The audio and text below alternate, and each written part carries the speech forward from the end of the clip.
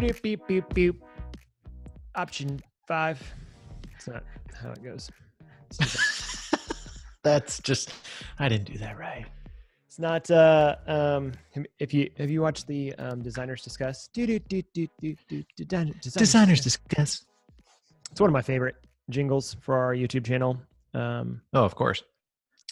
I might be the only one that has a jingle. I don't really know that the other. It is. Okay. Therefore, it's our favorite. It is definitively. Well, welcome back, Daniel Inhart, to another episode of Option 5. We are here again, remote. We're not live streaming this time. There's just some challenges with live streaming. There are. We'll figure it out, though. There's some things that we got to learn, but, watch our channels, subscribe. I am always confident in your technical acumen and your ability to figure it out. So I believe in you. Well, if I'm nothing, I am persistent. So, and that, my friend, is a good thing. It just gets you some places in life. It does. Primarily, it gets you into a dark hole of figuring out why YouTube live streaming won't play well with restreaming.io. Or to a place where people are like, go away. What's so funny about that is that my kiddos, I love them. I love my kids to death, but the ones that are the most persistent drive me the most crazy because I'm like, I know your game. Yeah. That's my game. That's my game. You can't take my game. No. And I feel bad because then I realize I'm really being not nice to my kids purely because I'm just like, you can't do that to me. I wrote that book. Yeah. Right. Yeah. But yeah, so persistence. I'll figure it out. It pays off. I'm pretty sure our team would rather me not figure it out because it'd make it a little bit easier so they don't have to deal with us live streaming. But you know what? It's all good. It's all good. You know, it's fine. It's fine. I appreciate it, and we'll work through it, and then we'll get to the other side, which in our last episode, we talked a little bit about that. What will it look like? What will our future selves look back at us now and say, I'm so glad you had that conversation. I'm so glad you did that thing then, because that defined who you would be today, future self speaking. And I really enjoyed that mindset of how can teams really be thinking about innovating or maybe carving out a piece of their conversation, a part of their brain or part of their organization to say, now is the time to be innovating. But today we want to talk a little bit about perspectives. And I think that one of the challenges is that in a global pandemic, in a even in your just so weird to just hear that still. It's so weird. I mean, it's like the movie Outbreak, when you saw it back in 1995 or whenever it was. And it's like, that'll never happen. And it's not as post-apocalyptic as that. Right. But there is this element of like, we knew it could happen, but to happen on the scale that it is, I've been thinking a lot about, I can't see, I mean, that's literally by definition, I don't have a perspective, and I have to squint my eyes when I say it. I don't have a perspective big enough to understand and grapple mentally with what's going on. Even I was watching a video the other day on YouTube that was talking about exponential growth, that the human brain doesn't actually it doesn't have a good computing power to understand what exponential growth actually means or what it actually is. We don't know what that line looks like, because it's like, as the line goes up, technically the spaces, it's not linear. So the spaces get smaller as the line accelerates. We just can't wrap it. And that's what's happening worldwide. So we don't have a perspective.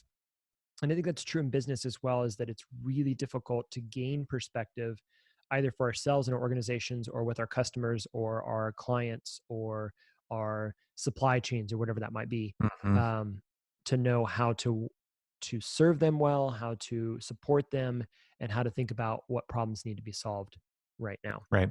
Yeah. So talk to me a little bit about perspectives. Yeah. So I think today we want to cover a couple different things. One is taking inventory, and we'll kind of go into that a little bit. Yeah. And what does taking inventory lead to And for us, it leads to this idea of perspective. Now, I mean, just from a definition standpoint, perspective means basically your point of view. Yep. If you're standing up on, a cliff and you can see around, maybe around the bend a little bit, but then that the river keeps going this way, it also keeps going that way. Your perspective is limited.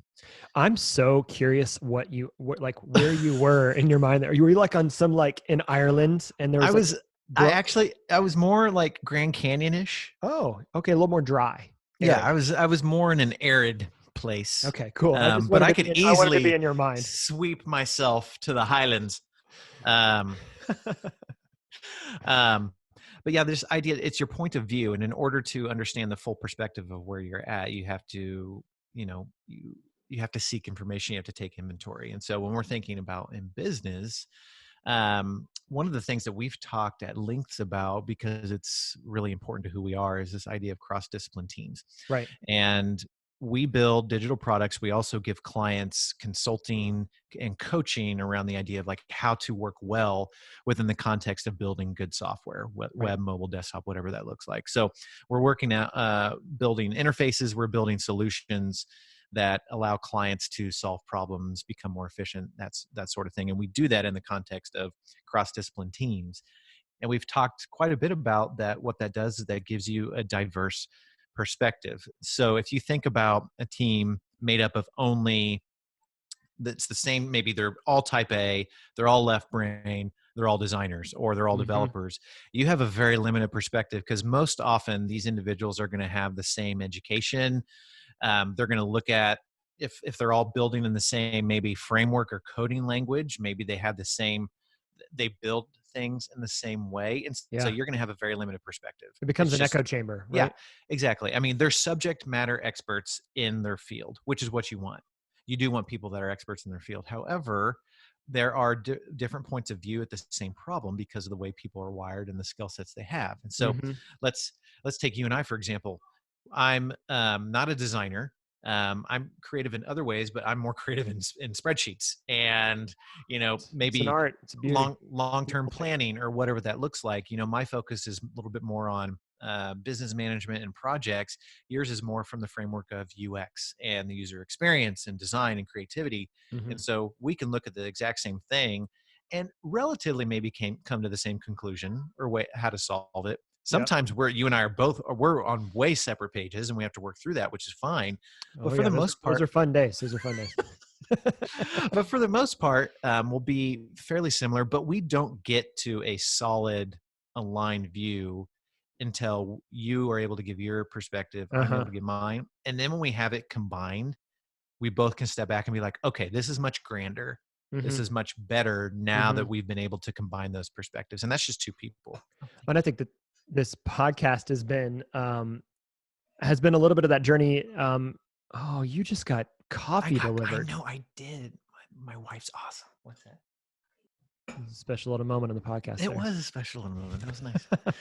So anyways, perspective. It's a point of view in order to get, and how many times have we heard cheesy things like different colors of the beach ball or different facets of the diamond? No. That was your analogy. That's me.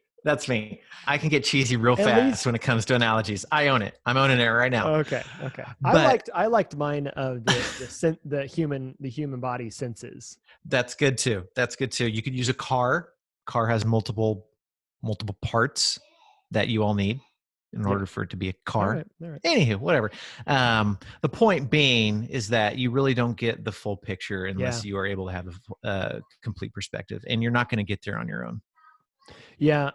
So maybe what we can take a little bit of time today is, as we start thinking about the perspectives of our structures, our disciplines, and our postures, one of the difficult things to do is that sometimes you can't actually see what your own structures, disciplines, and postures are.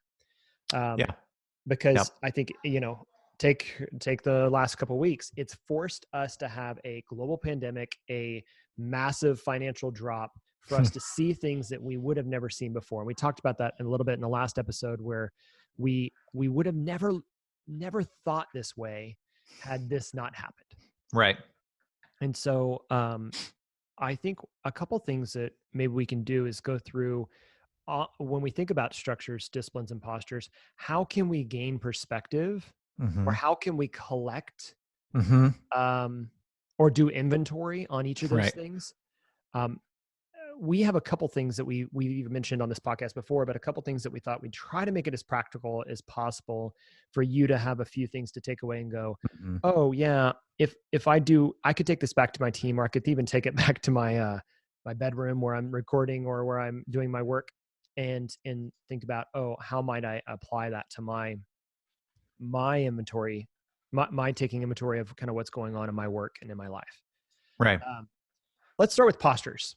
Yep. Postures is in mindsets. So we do, and I think we talked about this before. I think I can share my screen. Let's try that. I'm going to throw a little bit of a curveball here, because Tuck, who is our director of product management, shared out an even more complex feelings wheeled on steroids.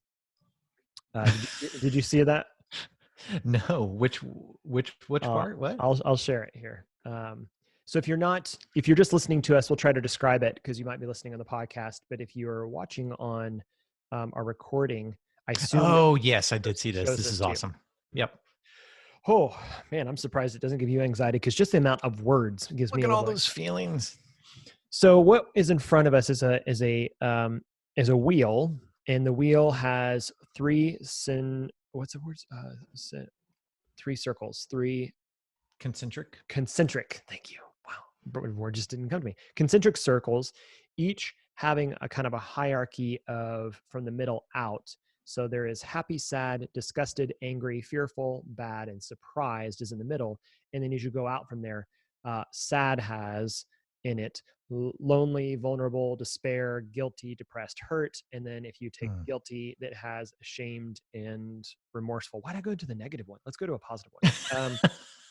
Happy, it's a bright yellow color. Happy has in it playful, content, interested, proud, accepted, powerful, peaceful, trusting, and optimistic. And if I took maybe proud out of proud on the outer ring, there is successful and confident. So what we'll do is you can pick any word, any layer of the ring. Most people choose either the second layer or the third layer, and you get to choose two. And the reason we do this is it gives our team the chance to say, this is how I'm kind of processing my world right now. And I think it best is demonstrated or articulated in naming some emotions. The emotion isn't really the most important piece. The emotion is a way for us to communicate a state of being that then allows us to get to the root of, well, why do you feel that way? And that's when we get to structures and disciplines, or things or activities or stuff that's going on that is affecting our posture. Right. So I think today in our leadership meeting, I said that I was grateful and, this is a little bit different chart, but I was grateful and competent, maybe? I think so. Something like that. Grateful and some other positive word. I was in a good mood. And it was quite transparently because we had gotten news that we were moving forward with a client. And so there was an optimism in the air, and you could feel it across the team. Yep. Now, oftentimes what I'll hear when I talk to my growth team is I'll hear the two that get put together is I'm anxious and I'm excited. And I actually recently read an article about that being the same part of your brain. Anxiousness and excitement is fired off in a similar part of the brain. And so that makes sense that they would be right next to each other, because there's a certain sense of extremeness that is there. And you don't know if your body's saying, I need to protect myself, or I need to experience something amazing. Right. And, but if we get to the root of it, a lot of times it's because they're excited about the potential of what we could do, but they're not sure how we're actually going to do it. Right. Yeah. And so this taking inventory of our feelings, we do it at the beginning of, oh gosh, almost every meeting now. I actually have a backlog grooming meeting, which is just like going through and planning for the next sprint on our growth team. And Alexa, who's on my team, she's awesome. She does this to me. Usually I'm the person leading the meeting. So I'm usually saying, okay, everybody, like, let's name our feelings. And she's like, hey, George, doing this backlog grooming meeting, how are you feeling? What's your two emotions right now? And I'm like, yes, you're throwing it back at me. It's great. but it allows us to take that inventory of where's our mindset, so Right. that as we go start to do this planning, we now have a reason why. Because if we're filled with fear and anxiousness and insecurity, our decision making is going to be much different if we're Mm-hmm. filled with optimism and hopefulness and Mm-hmm. curiosity. Yep. The decisions, the things we will do will be affected by how we're thinking. So Yep.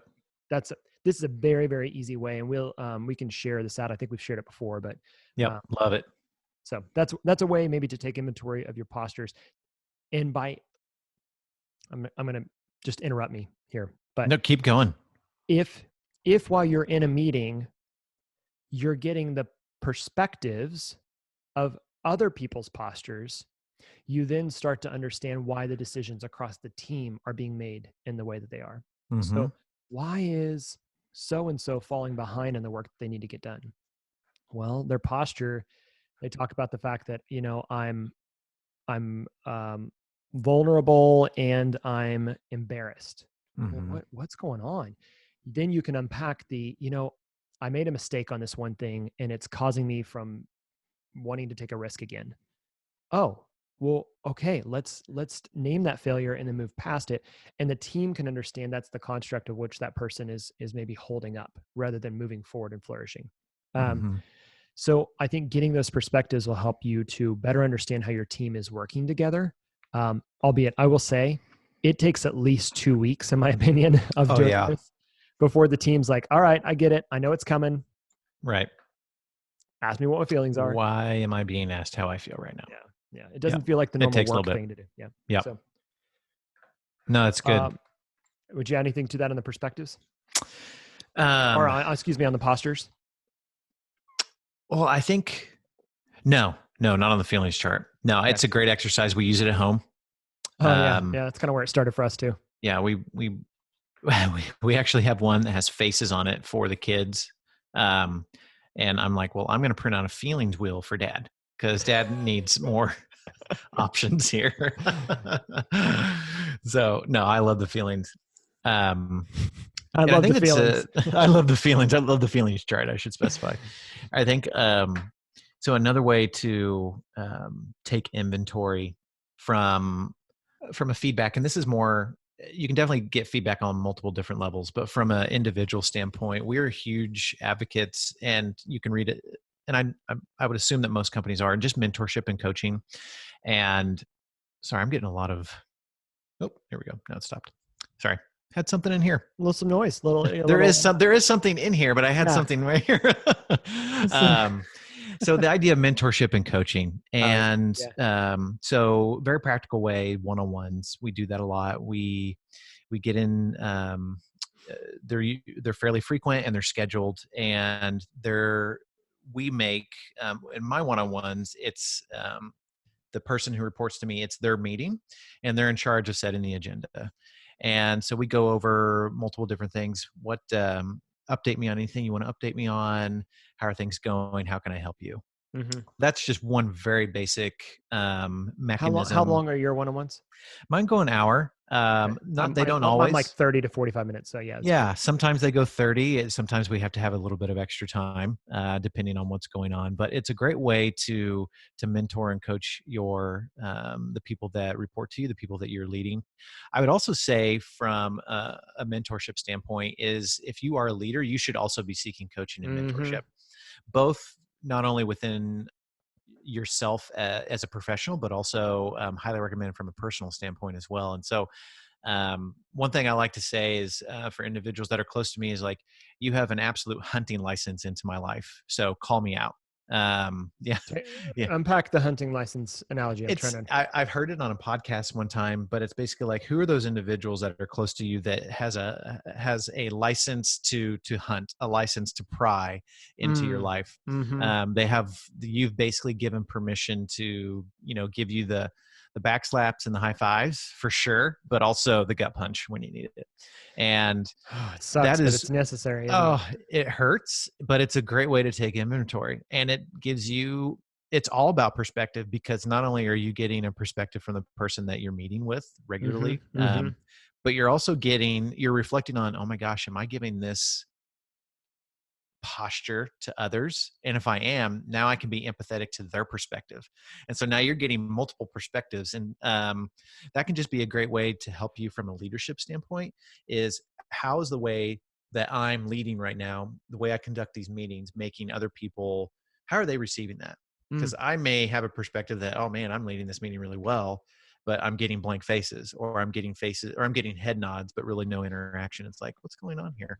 right. So it's a good way to get perspective on how others might be feeling while in a working relationship with you.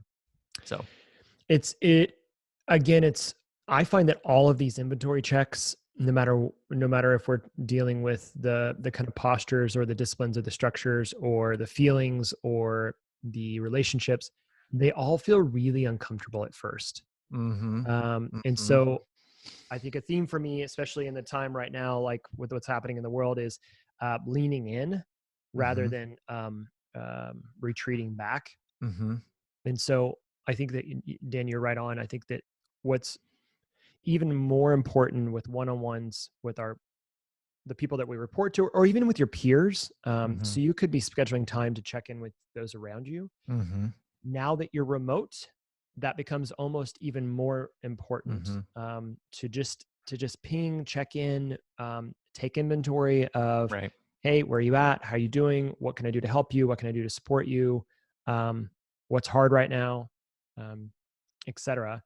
And I right. think but it takes being intentional. It takes being going. Mm-hmm. I could just sit back.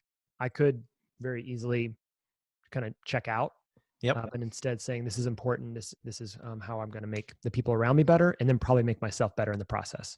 Right. Absolutely. There's never anything wrong seeking additional input because you're going to get a more complete perspective, a Mm-hmm. complete point of view, Mm-hmm. and it it it never fails. Like I can be really sure about something, and then I ask for someone's opinion. I'm like, I did not see that.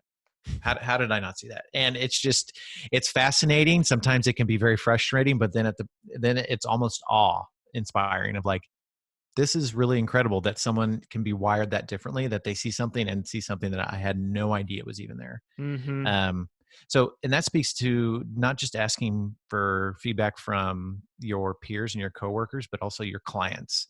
I Yeah. think it's Yeah. incredibly important to get their perspective because, again, we've had moments and I've had conversations with other business owners that had moments where they thought they were serving well and they thought that they were just rocking out a project or the way they're were building the products and delivering them, and come to find out that they weren't doing well at all, or We've they been were doing blindsided, not as right? well. Yeah, and it is worse to get blindsided than it is to ask and then get that information, because most of the time they'll say, thank you for asking, I'm really glad you said that because here's where you guys are doing well, and then they do give you some level of improvement. Right. And so that is a much more natural and just pleasant conversation than to get blindsided, because when you get blindsided, all you hear is bad, all you hear is negative. You don't get the good. You Yeah. don't get the affirmative. But if you are ask and seek it, they say, here's where you're doing well. You can give the good stuff to your team. Hey, the client is very happy with this. Here's where we need to improve on. And it allows for good conversation for growth and improvement. If you're in a space where you're in a B2B company, which we are basically, most of our clients are other businesses. If you're in a space where you're B2B, one of the key learnings that we had to learn the hard way, transparently, is you can talk to your point of contacts, which are the people that are Yep. actually experiencing on a day-to-day basis, are a part of the team, and they're going to give you one perspective, which is, I feel good, I love the collaboration, or Right. maybe, yeah, I don't like the way they handled that. They're going to give you the day to day. It is important as well, if you can, to get access to their bosses or people that are around them. Mm-hmm. Mm-hmm. Maybe even more so around people that might be making financial decisions, towards the work that you're doing. Right. What we found is we would have the ear and the trust and the collaboration of the point of contact, but come to find out that it wasn't being translated well up to their leader, what was being accomplished, what was, the value of the investment of the work that we Mm-hmm. were doing, or the value of what we were doing in general. And so what ended up happening was, we were blindsided transparently by a client that came back and said, we're done. And we thought, Mm-hmm. well, our check-ins have always been nothing but over the top positive. Yeah. Yeah. And it came to played out that the value translation, I don't think was getting back up to the leadership to understand, why are we investing this money? Why are we're not seeing an ROI? Because I'm not on the ground, on the ground level, working day in and day out of what was being accomplished. And Right. so they didn't have a perspective Mm-hmm. of where the value was being achieved. Yep. And all they saw was dollar for dollar return in a very short period of time, rather than, understanding it's a marathon, not a sprint. But that, again, that was a perspective. It was a valid perspective. It just was one that would, had we maybe been more mindful to check in with the people around or above or Right. between people, we might have gotten that perspective sooner than once the contract was cut loose. So. Right. It just goes to show the saying of it's a two-way street, or there's always two sides to a story. It So true. it's all about perspective. It's like, I did not see that side of it. I have that with my kids all the time. Some kid will rush in, be like, so and so did this. I'm like, oh, that was rude. Yeah. Oh my gosh, he's going to get a consequence. You go there and you hear his side, and it's like, whoa, whoa, whoa, whoa. Yeah, right. I didn't get the full side of the story here. Happens daily. Yeah. And I think there's something in their survival part of our brain that is just wanting to say, I want to give you what you need. I need to convince you, whatever. And we all do it, and it's understandable, but it takes that active intentionality to seek input and feedback, creating a feedback loop. So again, for us, it's in the service. So really, our service has to be checked in regularly. Is the service and the output of what we're doing bringing you value? Yep. Yes or no? How can we optimize, et cetera? From a product perspective, it's understanding and getting feedback from the people that are using your product, right? So whether that is your users on your platform, or the person that bought your product from the store, or whatever, what do you think about our product? Is it still serving you well? How can it be better, et cetera? Getting that perspective is what is key to driving your success. Right. You don't have it now. You don't know what your users think. Right. I think That's really good. Steve Jobs is a little bit of a savant for the fact that he would say, what was his quote? Something along the lines of, our customers don't know what they need until we show it to them. Right. Yeah. To be fair, I think where that perspective actually comes in, and I'm kind of rabbit trailing a little bit, so apologies. Yeah. I think that actually is true, because I think most people don't know what they want until they see it. And same thing goes for, that's why we do such rapid prototyping and testing, is that we try to say, you know what, your customer can't imagine what the world is like yet, that you live in your brain, or in your innovative mind.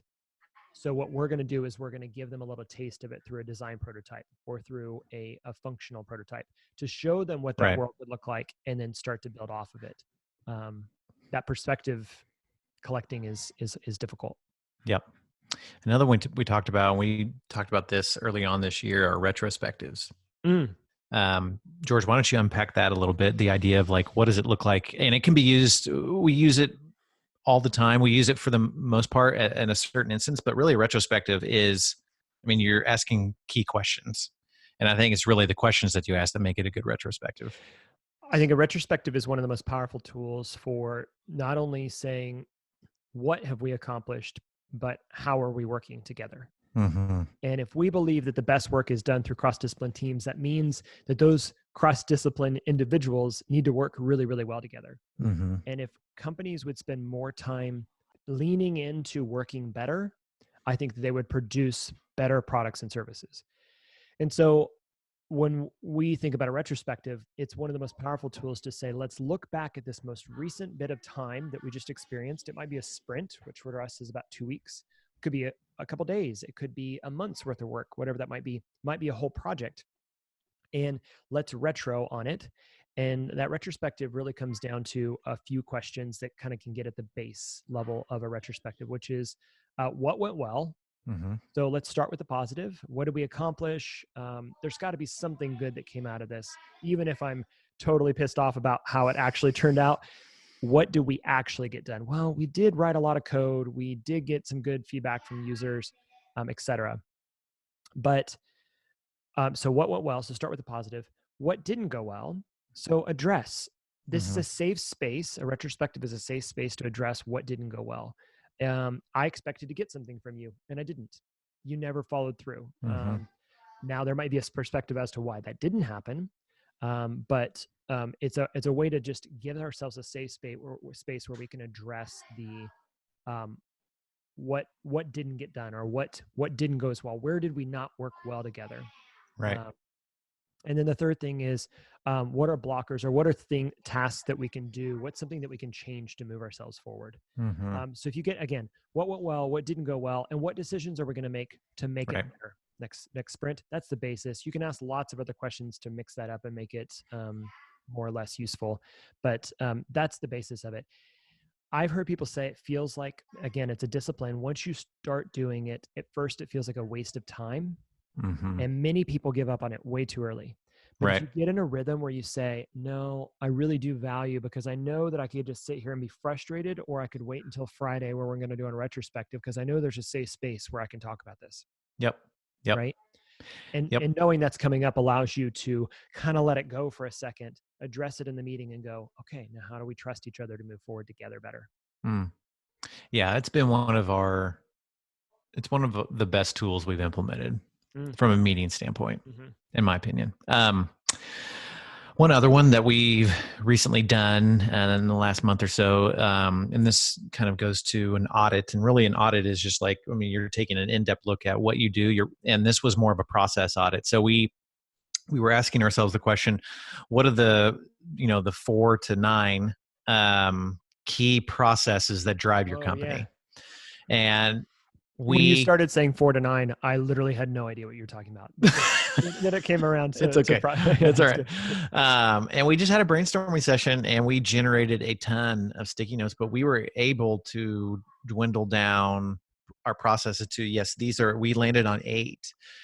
These are the processes that are key to driving our business. Yeah. And from that, and one of the reasons we were doing that is because we've been talking a lot about scaling up lately. We have a desire to scale up Crema in the next 3 to 5 years. And part of that is to understand, from an operations standpoint and a people standpoint, what are your key processes, who's accountable, and how are you measuring how successful these processes are? Well, in order to get there, you first have to know what processes you have, and you have to name which ones are key. So we did Right. that, and we landed on 8. And now the next step is to unpack each one of those processes, which I think will take some time Oh, yeah. because a lot of them are big and they're long, They're complex. Yeah. but it's taking inventory. It's taking inventory of what that process currently looks like, who's involved, and where can we be more efficient. Are there steps we can skip, or can we use any sort of software as a service, or any technical solutions to be even more efficient in an area? And then deciding on who's the one person accountable to make sure that that process is continually monitored and managed well. And so that's just one type of audit. I mean, you can audit really anything in your True. company. How are we, how well are we doing in our sales cycle? I mean, if you are measuring your sales cycle, you're doing an audit. I mean, you really are. You're trying to figure out how long, or from the moment a lead comes in and you sign a contract, you're measuring really what that is. Mm-hmm. And you're taking inventory of like, okay, if we want to shrink it by, I don't know, 5 days, what's that going to Mm-hmm. take? Mm-hmm. And so you're really, again, audits are a great way. That sounds like a big term, I know. I don't love the word accounting. audit, but I know what you I mean. know. Yeah. Accounting firms have, auditors, and you definitely don't want to be audited. But the fact of the matter is that you're really just taking an in-depth, detailed look, and just, scrutinizing your process just so you can make it better. So I think one thing that we should even think about as we're practicing what we preach with our framework is and I think processes is a really good way to look at your disciplines, right? So Mm-hmm. what are the things that we're doing on a regular basis? And how can we, again, either optimize them, or change them, or remove them, or add to them, or figure out how effective those things are? I think there's 2 sides of this. There's probably more than 2, but we'll go with 2 for now. There's 2 sides of this, that you need to focus in on taking inventory of your disciplines and your postures. We'll stick with those 2 for right now, internally and then externally, Mm. right? So that is a good example of where we were looking internally at ourselves to say, what are we doing from a operational standpoint? where we are taking inventory of things inside us. So another good one is we just recently took inventory of what is the core definition of the purpose, the values, and the competency of Crema. Mm-hmm. What Mm-hmm. is the core of Crema? We're defining that yet again, right? But it's because we're taking inventory to make sure it's still an accurate and still a differentiated statement for us today. Right. That's internal. But then when we go to put that information or that content or those assets out to the world through growth, for our growth channels, through our marketing, through our sales, then we'll be able to take inventory as to how people are responding to that. Right. What's the perspective? Is this differentiating for you? Does it bring value to you? Does it get customers to sign, et cetera? And so you can take inventory on those, but you're still looking for the same things, which is what's Mm-hmm. the mindset of my customer or Mm-hmm. potential customer? What are the routines and the things that they have going on in their normal daily life that we need to be aware of, that we can affect or be a part of or make better or remove or whatever, optimizing their life, making it hopefully better so they can thrive. And the same thing goes inside. What are the Right. mindsets of our team members, and what are the disciplines or the things that we're doing to make us better so that we can thrive, right? Yeah. But that inventory tracking is it's pretty important. It is annoying to do. I'll just say Yeah. it now. Let's just name it. It's hard to be intentional about doing it. But as you do it, I think the companies that do that more often, Mm-hmm. when you watch and you go, man, they're just firing all cylinders. How is that possible? It's Yeah. because they're checking themselves. It didn't come. Right. They didn't do everything right the first No. time. Right. Yeah. They're putting a lot of effort into it. It makes me think of, that movie, A Knight's Tale, where it says, you've been weighed, you've been measured, and you've been found wanting. Such a good. Yeah. Yeah. Yeah. It just makes me think like, okay, let's weigh ourselves, let's measure ourselves. And if we've been found that we are wanting, how do we fix it? How do we take more accurate inventory and make those changes to give ourselves a more accurate perspective and just become better? That way, the next time we measure and weigh ourselves, maybe we'll still always be wanting, but maybe just a little bit less. So true. And I think I don't know. You can do it on a bunch of different places. I think it's about making a decision of the areas that are going to be key to moving your organization or your team or yourself forward. Mm-hmm. And then really leaning into those things, because you can almost get overwhelmed by how complex any system is. Oh yeah.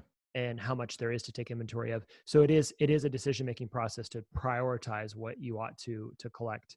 Right. So I want to pivot just to the last part of this.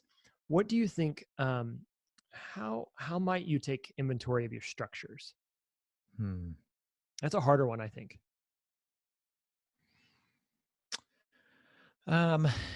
So as we think about structures, these are things that are fairly, you don't want to say 100% set in stone, but you want to say they're fairly, all of our structures just got changed 2 weeks ago. So yeah, they're fairly solidified. And I think it's interesting. I think what's the one thing that's lasted for them that hasn't really gone, I don't want to say haywire, but that really has held true, is our culture. And I think our culture, it is a structure. It's really a wonderful amalgamation of both structure, disciplines, and posture, to be quite honest. Now, during this time, you have to really, we've had to look at, our policies. Do our policies still hold true in a fully remote, environment? And almost all of them, yes, because we've been thinking remote first for a while. Yeah. But there's a lot of companies that these structures don't exist anymore. So they've had to I can't imagine the amount of reflection and taking inventory of structures that a lot of bigger companies have, because, for the most part, most employees don't have laptops that they take home and are able to work. They have desktops that are then monitored by a centralized, IT division. And in order to get access to those servers, they have to VPN. And so they are taking inventory of those right now. People talking about not being able to check their email. And I can't even imagine not being able to check my email from home. We've always had it that way. But in a large corporation, can you imagine? Yeah. So one thing, maybe a good question to ask, depending on what kind of company you are, is now we are forced to take inventory of our structures. As we find some that we kind of have to bend or break because of this new remote environment, do we have to put them back when we return to our office? Meaning, maybe this is a way to trim. Maybe this is a way to either create new policy, adjust policy, or even do away with ones that don't even make sense anymore. Because if you were to look through your handbook every 5 years and thinking, why do we have that in there? That makes no sense anymore, which means that a regular disciplined routine view of your handbook should be happening. Yeah, for sure. But maybe you haven't, and it's slipped, it goes, it's like, it's a stack of bills and you have one that now is on the bottom, and someone calls and like, why didn't you pay that? And like, oh, because I forgot it was there. Guilty, done that. So maybe it's time to look at your current structures, but also look at ones that are there that maybe don't need to be there anymore. So maybe those are meetings too. Maybe you have some meetings that are disciplines, but certain meetings can become structures, because it's like, it's always been that way. We've always had it. We're going to continue to have it. It's like, well, do we really need it? Or do we need to change the way it is? And so I think this time is going to cause us to take inventory of those structures and maybe not even return to them. Maybe it'll be a time of really trimming. Me, I like change to some extent. And so that it gets me excited. Maybe for ourselves and for our potential clients as well, but like that forces people to think differently. And that's right. I think in general, I feel like the world, the business world, the product, the technology world slowed down the thinking differently because things got so micro optimized. I was talking to a peer who owns an agency that's more in the hardware space.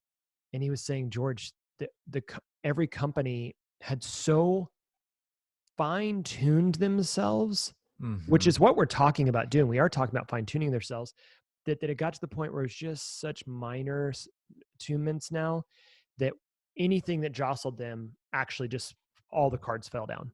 Right. And because they forgot how to make those big, like, gut-wrenching changes that sometimes need to push you forward. And I think that this is a good one. I think you're right on. That's a great way. Your handbook is probably the best place to go. I need to look back at our policies. I need to look back at what defines us as an organization, as a team, as my individual contributor.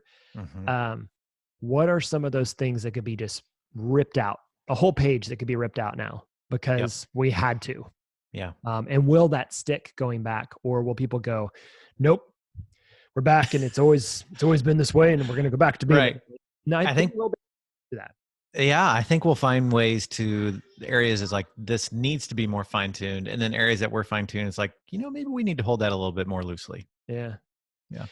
I think the one thing I do miss the most is definitely being in the office, just seeing people. Like, I went in over the break before the full quarantine, and I was just in the space, and it was kind of like I was sitting at my desk and looking around going, I do miss the kind of like eye shots across the room where, the inside jokes or the little moments where there was the cultural space that we're in. And I wonder how that will be different when we get back. If we get back, we'll see. Yeah. But I think that's something that is interesting because some of that became structural, right? It was about the space we were in. Totally. Yep. Literally the structural space we were in. So hopefully this has been helpful. I know we just named a few different ways that you can collect, take inventory of your structures, your disciplines, and your postures, seeking perspective from your team, from mentors, from your customers. This is really, I think, the companies that survive and do great work are the ones that adapt to those feedback loops, the ones that adapt to a changing world. Yep. And I think that's truly at the heart of the message of what we're trying to say about this whole structures, disciplines, and postures thing is, are you prepared to adapt to a world that's changing? You probably got forced to do it recently, but will you make that a norm now? Right. That you're ready to innovate and to keep moving yourself and your team forward.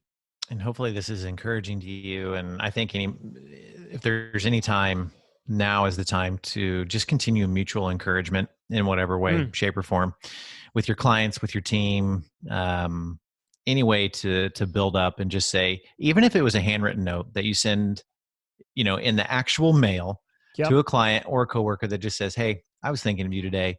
you're awesome. Mm-hmm. Keep being awesome. Mm-hmm. Sincerely, your name. I mean, honestly, that would just brighten, I think, anyone's day. So let's continue to do that. Let's go above and beyond to help individuals and teams thrive. Yep. Well, Dan, we made it to another end of another episode. We did. And the sun continues to just shine in. You guys are not watching this on YouTube. You should, because I have a room, Dan has a room, and you could see it. So it was going to be good, but then I just thank you guys so much for listening to this. We really are enjoying the conversation. Dan, you and I getting a chance to sit down and talk like this has been, it's been really encouraging to me. And I hope other people are encouraged by it, as we're processing the world that we have around us, but then also making some sense of it to help us to thrive. That's what I love about doing this. So hopefully our listeners get that experience with us. If you have not yet, subscribe to this podcast on iTunes, on Quickcast, on Spotify, all the other places that podcasts are distributed. We do put it up on our Option 5 YouTube channel. It has its own YouTube channel. There is a Crema YouTube channel, which we just passed 10,000 subscribers. Pretty excited about that. Option 5, on the other hand, I think has 23 subscribers. So we need to grow that. So get on there, subscribe to that YouTube channel. And then we're doing probably every other episode we're going to go live, or maybe every episode we'll go live. Well, I'm not sure. We're still learning on how to do that. So be patient with us. If you see us attempting to go live and you see how messy it is, just hold your horses. It'll be published. It'll be published to the podcast or to the channel in the next couple of weeks. So we do publish these every Monday. So we're excited to get this out. And if you haven't already, share it with your friends, share it with your peers. They're at home right now. They got, so captive audience. That's right. We're banking on that. So, but thank you guys. This is encouraging.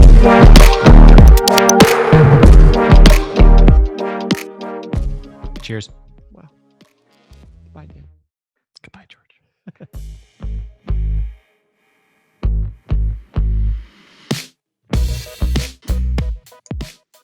My name is Ashley Holbrook. I'm a test engineer at Crema. I do all kinds of testing: exploratory, functional, and when it's time to release, regression testing. One goal I have at the top of my mind at all times is how I can help deliver the best product and user experience possible.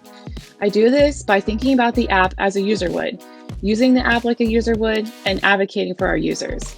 I work with designers, developers, and product managers on a day-to-day basis to test and verify requirements. We work together to deliver quickly and effectively an exceptional digital product. I enjoy working at Crema because George and Dan created a company they wanted to work for, and it shows. Crema supports me in whatever direction I want to learn or grow in. Through support, respect, and understanding, I believe they want me to be the best version of myself. Option 5 is a podcast by Crema, a digital product agency that creates web and mobile apps for disruptive companies and industry leaders. We believe that design, technology, and culture can help create a world where individuals and companies thrive. Learn more at crema.us.